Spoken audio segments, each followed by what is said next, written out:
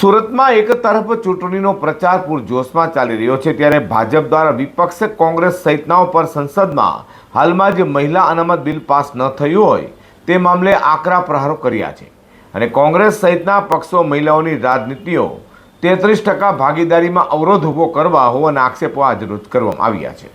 સુરતમાં સ્થાનિક સ્વરાજ્યની ચૂંટણી વચ્ચે સંસદમાં હાલમાં જ મહિલા અનામત બિલ પાસ ન થયો હોય, જે મુદ્દે ભાજપ મહિલા મોરચાના પ્રદેશ અધ્યક્ષ અંજુબેન વેકરિયાએ કોંગ્રેસ પર પ્રહાર કર્યા હતા।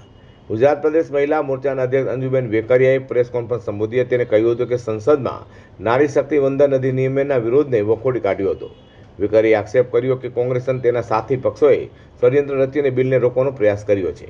મહિલાઓની રાજનીતિમાં 33% ભાગીદારીમાં કોંગ્રેસે અવરોધ ઊભો કર્યો હોવાનું તેમ જણાવ્યું હતું। તેમણે કોંગ્રેસ પર પરિવારવાદનો આરોપ લગાવતા કહ્યું હતું કે તેઓ માત્ર પોતાના પરિવારની મહિલાઓને જ આગળ જોવા માંગે છે।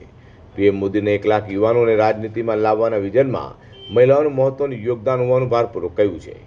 અંજુબેને વધુમાં ઉમેર્યું કે વિપક્ષના વિરોધ છતાં મહિલાઓ સક્ષમ નેતૃત્વ પૂરું પાડવા માટે મક્કમ છે।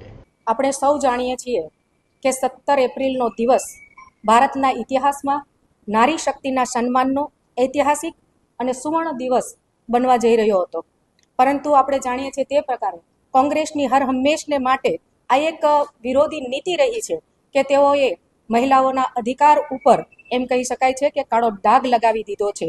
સંસદમાં જે થયું તેમાં માત્ર એક બિલની હાર નથી, પરંતુ સમગ્ર હિન્દુસ્તાનની નારી શક્તિની હાર છે। આ ભારત દેશની નારીનું અપમાન છે। દેશે સ્પષ્ટ જોઈ લીધું છે કે એક બાજુ ભાજપ અને એનડીની સરકાર છે જે સક્ષમ મહિલા નેતૃત્વ ઈચ્છે છે, અને બીજી તરફ કોંગ્રેસ અને તેના સાથી દળો કે જેઓ હંમેશા મહિલાઓને આગળ વધવા દેવા નથી માંગતા। કોંગ્રેસ અને એનડી સરકારનું ગઠબંધન આ બિલનો વિરોધ કરી અને બિલને પાસ ન થવા દેવાનું એક કાવતરું સોચું જાજુ કરેલું હતું। આ નારી શક્તિનું અપમાન છે। આ ભારત હિન્દુસ્તાનની નારી ક્યારેય એને સાખી લેવાની નથી। ગુજરાત ભાજપ મહિલા અધ્યક્ષ અંજુબેન વેકરિયા તથા સુરત મહાનગર ભાજપ અધ્યક્ષ પરેશ પટેલની અધ્યક્ષતામાં મહિલા આરક્ષણ બિલ મુદ્દે યોજાયેલી પત્રકાર પરિષદમાં કોંગ્રેસ સહિતના વિપક્ષીઓ પણ આકરા પ્રહારો કર્યા હતા। આ સમયે માજી મેયર અને ગુજરાત ભાજપના નેતા હિમાલીબેન ભોગાવાલા સહિતના હાજર રહેવા પામ્યા હતા।